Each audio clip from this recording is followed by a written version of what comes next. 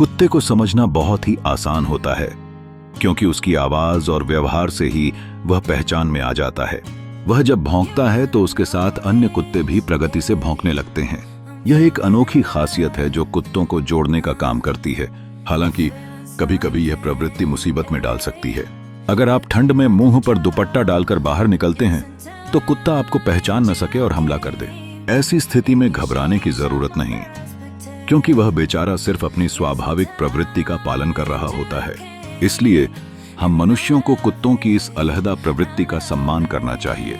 हमें याद रखना चाहिए कि हम इंसान हैं और हमें सहिष्णुता और समझ के साथ जीना चाहिए।